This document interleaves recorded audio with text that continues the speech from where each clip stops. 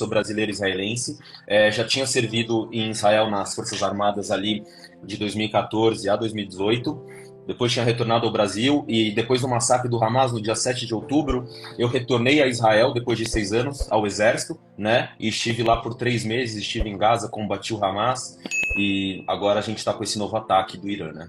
Porque esse é o momento mais tenso depois da Segunda Guerra Mundial.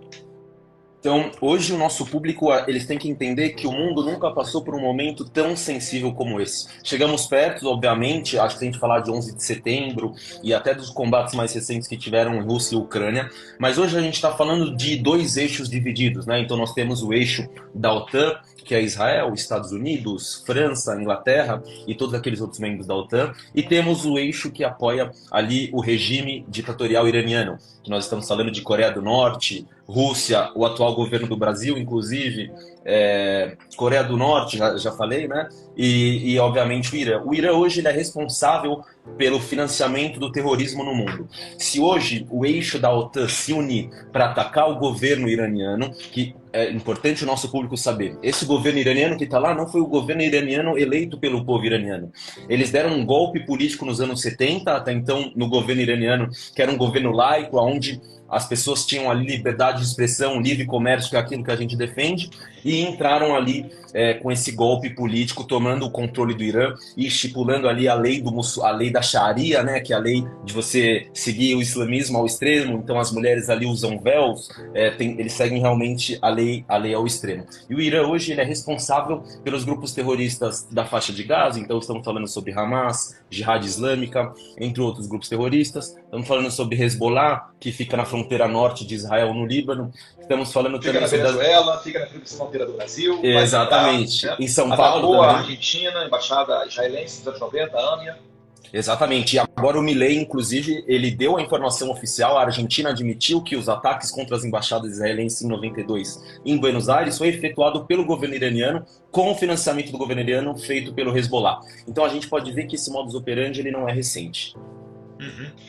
E vamos lá, quais outros países você acha que pode ser dragado caso Israel faça um contra-ataque em território iraniano ou caso o Irã continue a lançar não só drones bombas, tá? Vale lembrar que também estão sendo mísseis disparados contra Israel, confere? Confere. Então, atualmente tem mísseis de cruzeiro, mísseis balísticos que foram enviados.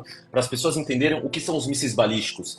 São mísseis que eles saem da atmosfera para atingir o objetivo e a partir do momento que a queima de combustível ela acaba, ele vai com a força, obviamente, da gravidade e guiado por GPS para atingir o alvo dele. Eu estava vendo vídeos agora que pela primeira vez Israel utilizou o sistema Sling, que é um sistema mais avançado do mundo para interceptações contra mísseis balísticos, e também parece que nós utilizamos pela primeira vez um sistema de lasers que fazem interceptações contra mísseis. Eu estava vendo vídeos agora antes da gente entrar online, então parece que o governo utilizou aí de armas que poucas pessoas publicamente sabiam que já foram desenvolvidas. Uma pergunta, então isso daí seria algo tecnologicamente mais avançado do que o famoso Iron Dome, que é o dispositivo que protege, né? É o míssil ar-ar, é o míssil que pega no ar os outros mísseis que vêm ali da faixa de Gaza, que o Hamas envia? Então, a gente está falando em sistemas, camadas de proteção, né? O Iron Dome ele seria a primeira camada de proteção da terra para o ar. Então são mísseis lançados como os foguetes Katyushas, que são foguetes fabricados ali a partir de encanamentos que o Hamas faz de encanamentos na faixa de Gaza, mas poucos profissionais, vamos dizer assim, mas que ainda causam danos tremendos. Esse sistema Arrow é um sistema que ele faz a interceptação acima do Iron Dome. Então ele é um sistema balístico que ele vai na atmosfera e faz essa interceptação também em ar, mas obviamente antes de ser atingido o alvo. Uma pergunta, os alvos, né, pelo menos teoricamente, já que graças a Deus Israel está conseguindo dar conta de explodir esses mísseis no ar, os alvos do Irã são alvos militares? Ou ele está fazendo igual o Hamas, está lançando aleatoriamente e se cair contra civis, dane-se?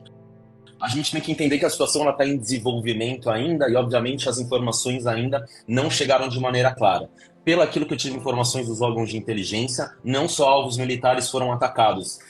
Nós temos já informações de, na Jordânia, que é uma das fronteiras com que Israel faz, de 3 civis jordanianos mortos por uma queda de um míssil lá que provavelmente foi mirado em Israel, próximo à fronteira, e acabou caindo em solo jordaniano. Nós temos também imagens de mísseis sendo lançados sobre a mesquita de Jerusalém, né, que fica sobre o Kotel, que é o Muro das Lamentações.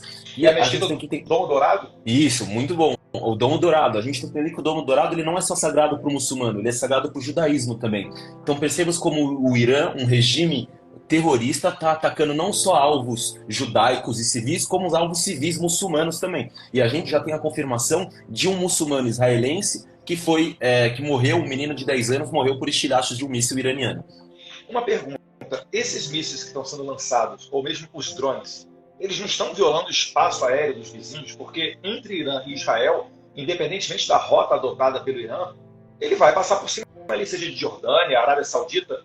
Já tem essa informação para saber se houve alguma violação de espaço aéreo de algum desses países árabes vizinhos? Até onde a gente tem informação, houve violação do espaço aéreo iraquiano, sírio e jordaniano. Obviamente, a Jordânia, por ter acordo de paz com Israel, efetuou interceptações no espaço aéreo jordaniano. O Iraque, por não ter acordo de paz, e obviamente pelas milícias que estão lá serem a favor do Irã, não efetuaram. Então é importante a gente trazer que o Irã, nesse ataque contra Israel, ele não só feriu o direito de defesa contra Israel, mas ele está dando o direito de defesa a todos aqueles países que tiveram o espaço aéreo violado para atacar uma nação soberana. E as pessoas não entendem como esse confronto chegou. Elas falam, Israel foi procurar esse confronto que atacou os 4 brigadeiros generais que estavam em Damasco. Os 4 alvos que foram atacados na embaixada iraniana em Damasco são as cabeças do confronto que acontece hoje em Gaza.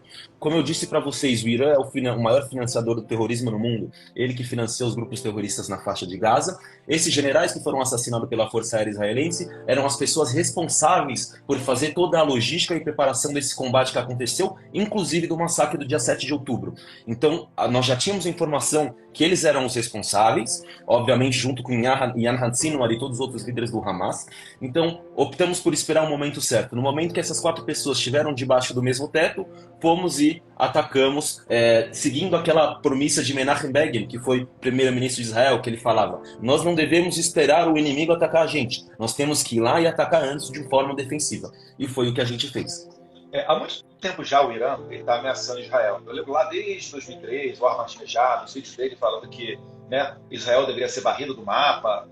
Eu vejo Israel com muita semelhança, inclusive com Hitler, né, que o Hitler queria exterminar os judeus, e também depois da Revolução dos Ayatollahs de 1979, quando você bem falou, né, Israel caiu nas mãos de um regime extremista.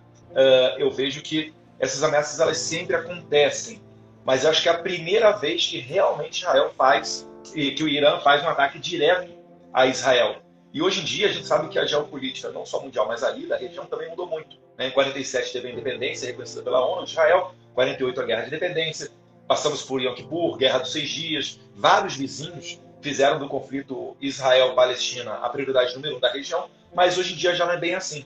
Vários países ali, Emirados Árabes, Arábia Saudita, Bahreinitas foram mortos recentemente na fronteira com o Iêmen, né, que tem uma guerra civil.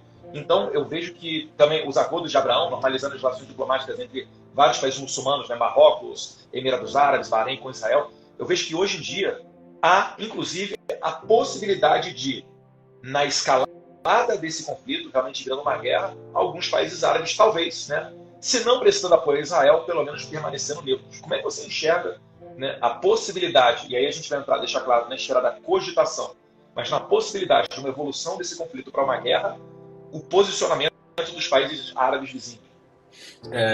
Eduardo, eu acho que durante o governo Trump nos Estados Unidos, que foi ele que criou a iniciativa dos Acordos de Abraham, os países árabes que entraram nessa coalizão ou que se disponibilizaram a entrar nesse acordo de paz com Israel, eles entenderam o quão o Irã faz mal ao mundo, e não só ao mundo ocidental, mas também àqueles que têm a cultura árabe e muçulmana, né? Então não faltam exemplos de alvos que foram atacados na Arábia Saudita, nos próprios Emirados Árabes, né? E foram atacados pelo próprio Irã. Eu estava em Dubai em 2021, um foguete foi lançado pelo Irã para atacar um alvo para atacar instalações de petróleo em Dubai. Então, o Irã, ele vai aquilo, ele é exatamente o que o Hamas é.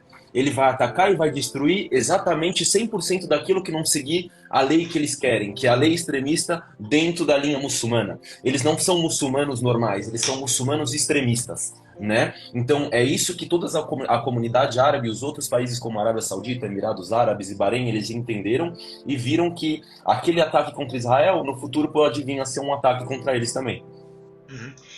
E o Irã já falou o motivo do ataque dele, se há alguma motivação específica, se eles estão pegando carona aí, né, no ataque do Hamas contra Israel, enfim, eles já falaram algum motivo? Tem alguma notícia sobre o que motivou o Irã a fazer esse ataque?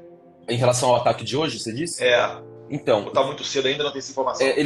Eles dizem que foi uma retaliação em relação aos 4 brigadeiros generais que foram assassinados semana passada em Damasco, na embaixada iraniana, né, onde eles foram assassinados por Israel. Mas igual eu trouxe pra gente antes, esses 4 pessoas que foram assassinadas são as pessoas responsáveis pelo conflito que tem hoje em Gaza, e Israel atacou alvos legítimos, né? Pessoas que estão envolvidas diretamente no conflito hoje em Gaza. O Irã esperou a deixa e usou isso como pretexto para atacar Israel, e acho que é isso que as pessoas ainda no Brasil não entenderam. As próximas 48 horas, elas são decisivas para o futuro da humanidade e aquilo que vai ser o mundo. A gente pode estar à beira de estourar uma terceira guerra mundial, e a gente está no momento mais decisivo desde a Segunda Guerra Mundial. Eu estava vendo um vídeo aqui do Tradutores de Direita, BR, ele mostrando que, se não me engano, ontem ou anteontem, o presidente Trump perguntava sobre essa possibilidade de ataque do Irã contra Israel, que já estava tendo sido veiculada pelo menos há 2 dias, essa possibilidade, hoje está se concretizando. E o presidente Biden apenas fala assim: não façam isso, e sai fora do púlpito.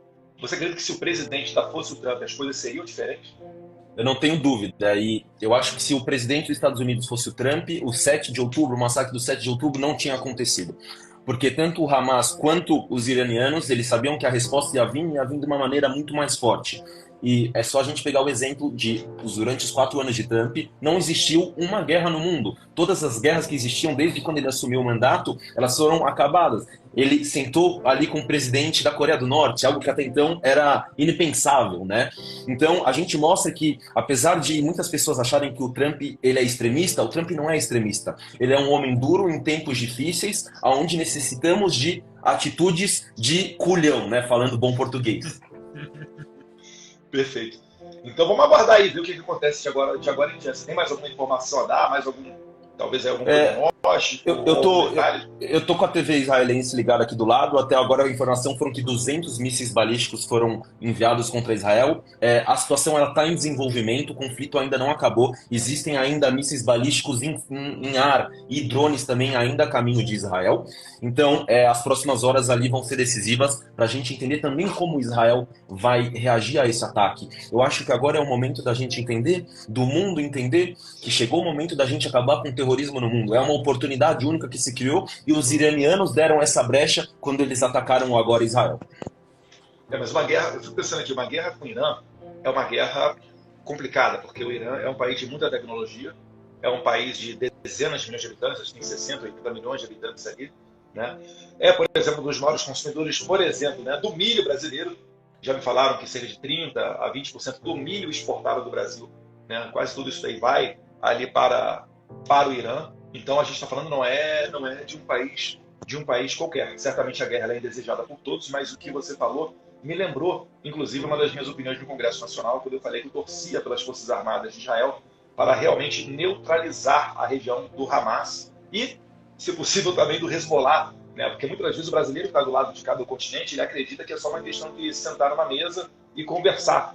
Mas não é assim que as coisas vão acontecer, né? Quem dera se fossem tão fáceis quanto isso, né? Não é igual o Lula fala, que vai resolver a guerra tomando cervejinha, como ele falou, para falar que resolveria a guerra da Ucrânia e Rússia, que seria tomar uma cerveja até sair a paz entre o Zelensky e o Putin. Nesse contexto, Henrique, fala para mim, o que seria do Hamas se não fosse o Irã? Dá uma noção um pouquinho mais aprofundada para a nossa audiência aqui. Qual é o papel do Irã na região? Então, Agora, nessa incursão terrestre que nós tivemos em Gaza, nós tivemos acesso a documentos de inteligência, onde já foi comprovado que o Irã doou 200 milhões de dólares nos últimos 10 anos ao Hamas. Né? E, obviamente, esses 200 milhões de dólares, todos utilizados para investimento em armamento, construções de túneis, infraestruturas terroristas. 0% desse valor foi investido na população palestina dentro da faixa de Gaza. Né? E acho que é isso que as pessoas têm que entender. O grande financiador do terrorismo no mundo, de novo, vou falar, é o Irã. O Hamas sem o Irã hoje seria um ladrão, vamos tirar aqui, em vez de ser uma facção criminosa que está nos morros do Rio de Janeiro, seria aquele que bate e que puxa o celular da senhora que está saindo do trabalho, que é tão vagabundo quanto, e tão safado quanto, e tem que se fuder e ir pra cadeia do mesmo jeito. Desculpa a palavra. Mas o Irã hoje, ele é aquele país que sustenta e que dá todo o financiamento para os grupos terroristas, não só na faixa de Gaza, mas Iraque, Síria, Líbano e Iêmen, como nós já falamos, né? É verdade que na faixa de Gaza há hospitais que foram utilizados como base terrorista? Então, na verdade, todos os hospitais dentro da faixa de Gaza, Eduardo, são utilizados como infraestruturas terroristas, e isso nós temos provas, vídeos e imagens durante essa incursão em Gaza. Né? Nós temos as provas, por exemplo, de o maior data center do Hamas, onde funcionava todo o sistema de inteligência deles, funcionando debaixo do hospital Shifa. Né? Então, hoje, o Hamas ele sabe que isso foi mostrado nos próprios interrogatórios daqueles terroristas que foram presos na faixa de Gaza e divulgados pelo Shabak, pelo Shin Bet, que é o Serviço de Segurança Interno de Israel, onde esses terroristas são interrogados. O próprio porta-voz da Jihad Islâmica ele fala: os grupos terroristas da faixa de Gaza se utilizam dos hospitais para se esconder e de ambulâncias para transportar armamentos e terroristas, porque nós sabemos que caso Israel venha atacar um hospital ou atacar uma ambulância, a pressão internacional que ele vai sofrer contra Israel vai ser gigantesca, né? Então eles se utilizam daquilo que é mais baixo, se escondem dentro de instalações civis, dentro de hospitais, para trazer o apelo popular daqueles que são a favor deles, né? Porque nós sabemos que existe a parte da população que sabe a verdade, quer ver a verdade, e existe parte da população que é cega pela ideologia dela e que não importa quantos fatos e provas nós vamos trazer, eles vão continuar sendo do lado errado, a favor do Hamas e a favor do Irã.